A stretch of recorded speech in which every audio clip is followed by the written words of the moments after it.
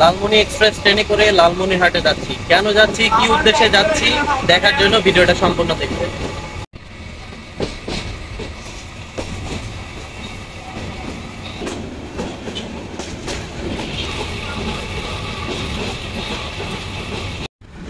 আমরা almost Lalmonirhat railway স্টেশনে চলে এসেছি। দেখতে পাচ্ছেন সামনেই হচ্ছে লালমনিরহাট রেলওয়ে স্টেশন।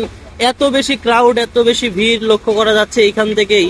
মানে লালমনি এক্সপ্রেস ট্রেন লালমনিরহাট ঢোকার আগে এত পরিমাণে ভিড় লক্ষ্য করতেছি যে লালমনিরহাট থেকে আস্ত একটা ট্রেন কিন্তু একদম ভরাট হয়ে যাবে ঢাকার উদ্দেশ্যে রওনা করার জন্য। তো আমি আজকে লালমনিরহাট রেলওয়ে স্টেশনে চলে আসলাম।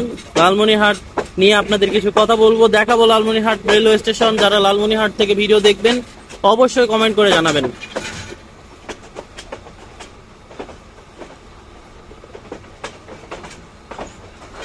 হচ্ছে লালমনিরহাট রেলওয়ে স্টেশন।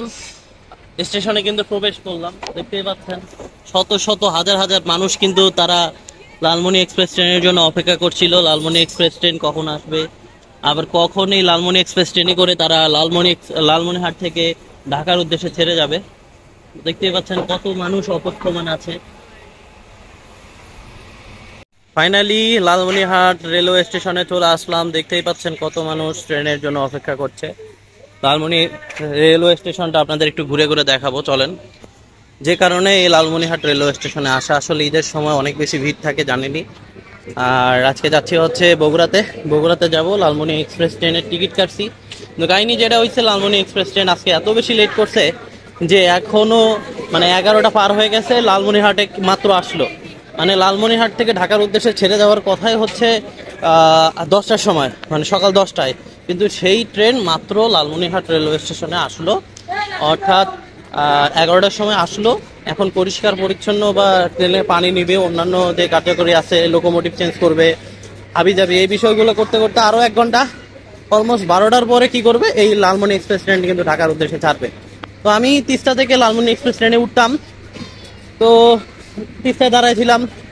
তিস্তায় দাঁড়ায় থাকতে থাকতে হুট করে ট্রেন আসলো। যেহেতু ট্রেনটা লালমনিরহাটে আসবে, আবার লালমনিরহাট থেকে কি করবে, যাবে। তো আমি ভাবি যে লালমনিরহাট এক্সপ্রেসে আমি কি করি, লালমনিরহাট পর্যন্ত যাই, না হলে তো আমাকে সেই তিস্তায় বসে থাকতে হচ্ছে।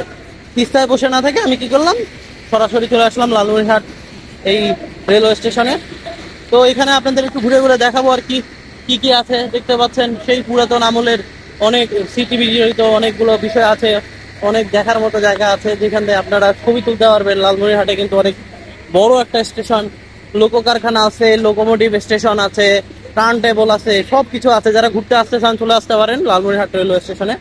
তো আমি ঘুরতেছি, দেখবো, নিজে দেখবো, আপনাদেরও দেখাবো। তো এই হচ্ছে উদ্দেশ্য মূলত লালমনিরহাট রেলওয়ে স্টেশনে আসা। আশা করি বুঝতে পেরেছেন।